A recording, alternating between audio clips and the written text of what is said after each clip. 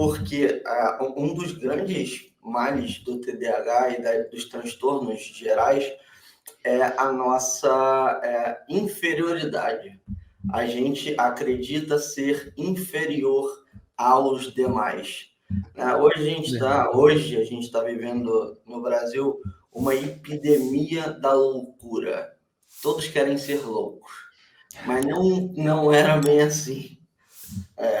Hoje TDAH parece que virou moda, mas muita gente está viajando na maionese, mas tudo bem. Sim, verdade. Você concorda comigo? Concordo, cara. Tá tendo muita gente buscando o próprio diagnóstico, né? E não é assim. A gente tem várias nuances. Tem gente que realmente tem TDAH, tem gente que pode não ter. Mas é interessante você procurar tratar exatamente aquilo que você tem, né? Sim. Porque Esse é o senão você ponto. sai tomando remédio igual um maluco à toa. Hoje estão dando Ritalina e Venvanse para os outros como se fosse água. E não é bem assim. Isso é A raro. gente tem drogas que matam.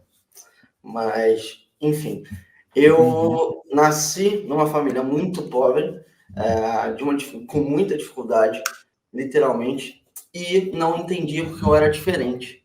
Porra, um Márcio diferente. Porra, não conseguia ser igual às pessoas. E para mim aquilo me inferiorizava. Por mais que eu fosse um bom aluno, por incrível que pareça, eu sempre fui um bom aluno, aquilo eu tinha a pior calça, eu tinha a pior mochila, eu tinha o pior tênis, andava com tênis furado, tudo isso me inferiorizava e mais o meu comportamento.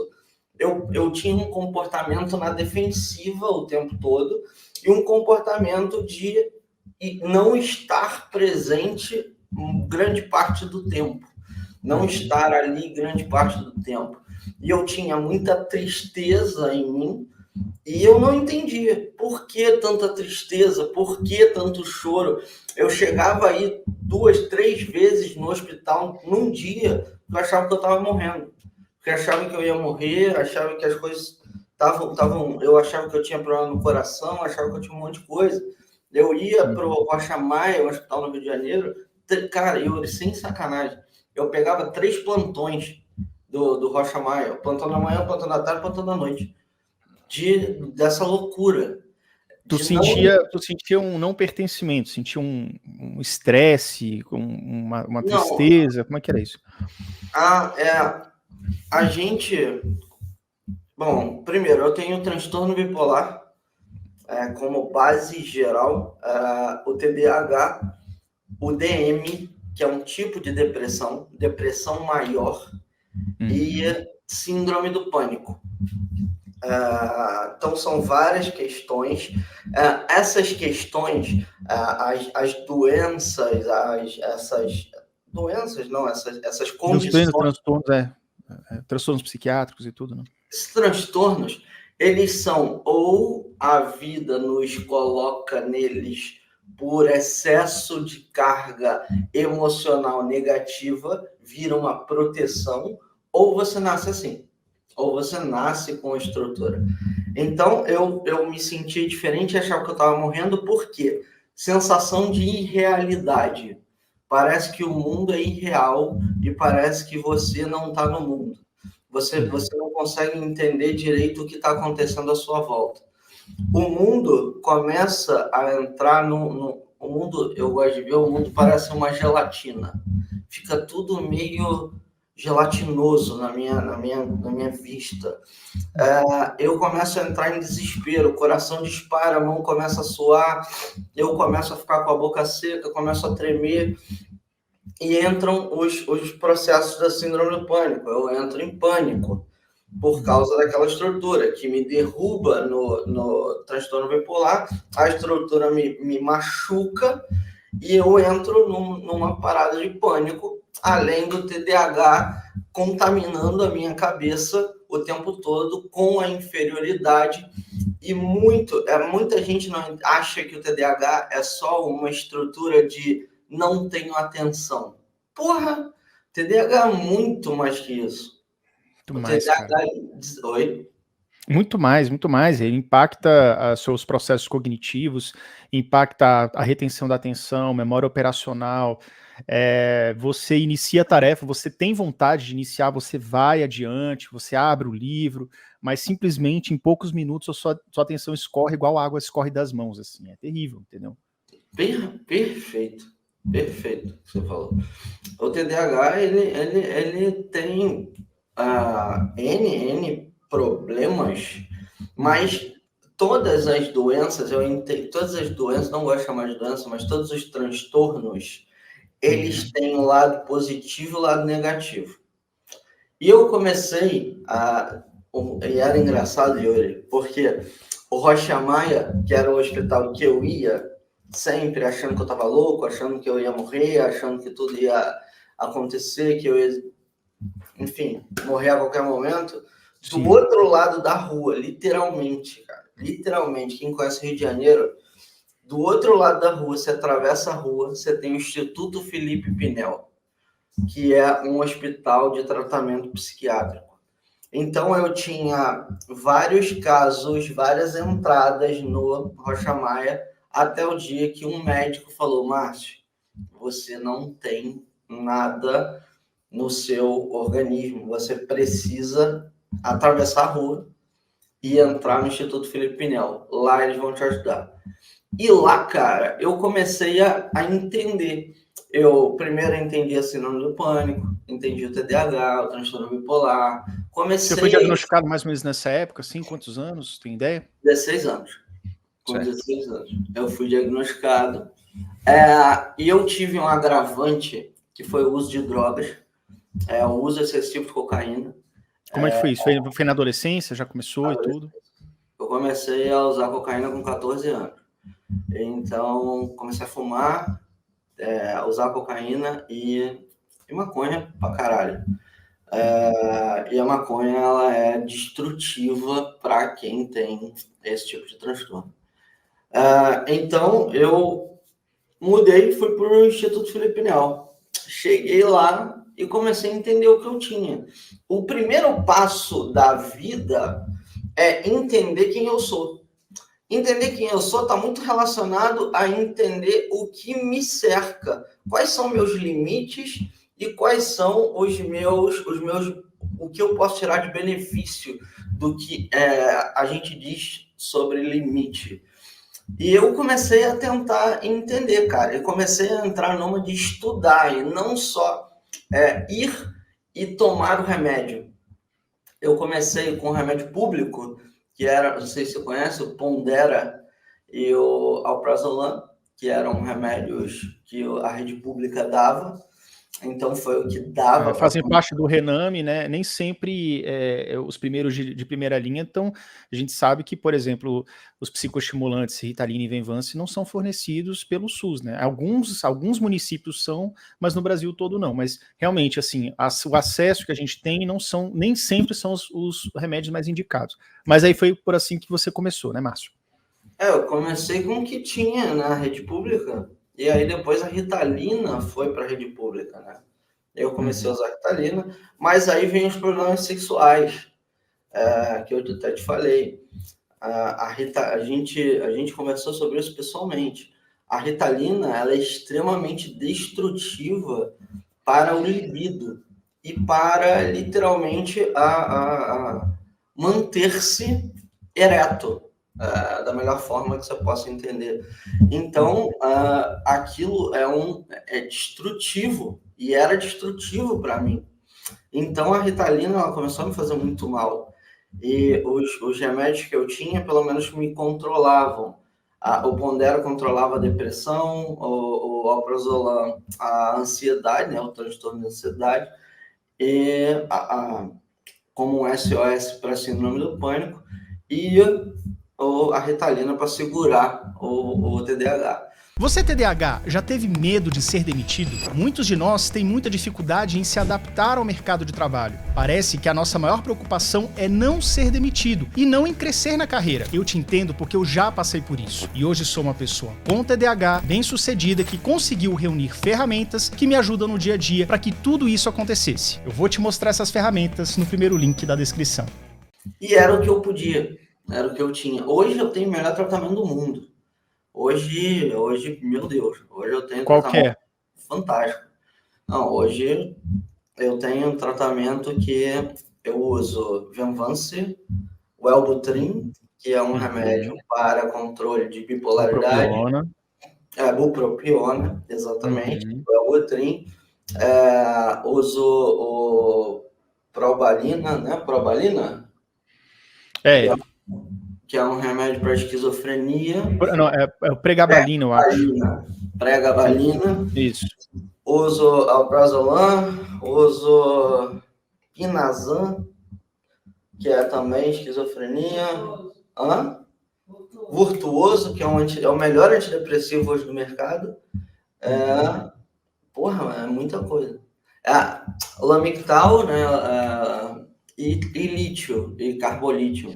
Então, o lítio, inclusive, falam que é um dos mais adequados para essa questão da bipolaridade, né? Isso aí você acha que te ajudou bastante também? Como é que você acha que foi que o tratamento começou a avançar melhor aí na questão? O lítio, cara, na boa, eu recomendo para o mundo. Tem até você sentiu? Já me falaram bastante. Tem um estudo do Tony Robbins que é sobre lítio. Ele é consumidor de lítio, mesmo sem ter transtornos, ele é consumidor de lítio. E eu conheço várias pessoas que usam lítio. Inclusive o Tim Ferriss fala isso nos podcasts dele, sobre o lítio. O lítio, ele trabalha no sistema cognitivo e ele te dá literalmente um aumento de carga funcional. O lítio, ele é fantástico. O problema do lítio eu preciso monitorar o lítio. Eu preciso fazer exames constantes para entender a taxa de lítio no meu sangue. Então, eu faço exames de lítio a cada 6 meses para entender, mas eu tenho... um acompanhamento médico, né? Nem médico. Eu já tenho por padrão. Eu posso estar longe do psiquiatra, mas eu estou... nesse processo. E aí, cara, ao longo da vida, eu comecei a estudar, mano. O que você tem, Márcio? O que você tem? Comecei a estudar um ponto que eu comecei... Aí tem o PNEL e a UERJ. UERJ, Universidade do Rio de Janeiro. Do governo do Rio de Janeiro. E eu comecei para a UERJ. E eu comecei a ir para o UERJ para entender e para me consultar. Só que eu comecei a liderar. Eu tenho muito esse lance da liderança. Me deu tratamento, eu entendi quem eu sou, bora liderar. E isso começou na escola, só que eu não tinha consciência. O Ouse Ser o Melhor vem de uma estrutura de ser o melhor da minha vida. Porque eu não tinha nada. Você não tem nada a oferecer para ninguém. Você não tem, você se vê diferente do mundo, né? Você tem um monte de transtorno que ninguém tem. Você se vê diferente. Você se vê agressivo. O TDAH, ele é agressivo quando ele não é tratado. E dependendo dessa agressividade, você com transtorno bipolar na baixa, né? Porque o transtorno bipolar... Em alguns casos você fica bastante impaciente, né? Você fica pouco tolerante, inclusive, às coisas que não vão dando certo na sua vida, o que acontece na grande maioria dos casos, né? Sim, ou ele te mantém muito bem ou muito mal. Então, quando você está na baixa e você está com TDAH e alguém mexe com você, às vezes mexe com você, tipo, falar mais rude, ou sei lá, fazer uma brincadeira, você impaciente. E literalmente você sai na porrada. Você não... Tu era agressivo assim, Márcio. Não, eu era. Mas deixa eu te perguntar uma coisa. Nesse momento que você tava, cara, literalmente, não sei se eu posso usar essa palavra, assim, na merda mesmo, tipo, na fossa, numa situação difícil, teve um momento da sua vida que deu uma guinada, porque uma coisa que eu acho interessante, que a gente já conversou no passado, foi a questão de que o TDAH, o bipolar, vamos falar do TDAH, né, de modo geral, o TDAH, ele tem que estar naquela tua zona de desempenho. E muitas vezes o TDAH, ele por insegurança, porque a vida já bateu muito nele, porque desde pequeno ele escuta aquele errado, ele que vai para a coordenação, todo mundo vai para o recreio, ele fica de castigo fazendo a tarefa. Isso acontece com muita gente. Então, isso vai criando crenças que vão fazendo com que a pessoa se sinta menos capaz de um modo geral. Você tinha um pouco isso, mas aí você foi seguindo um processo seu pessoal. Como é que foi essa transição assim que você começou a ascender? E como é que você entendeu assim, cara, eu já entendi que eu posso ser o melhor em alguma coisa, mas tem que ser o meu melhor do meu jeito. Como é que é isso?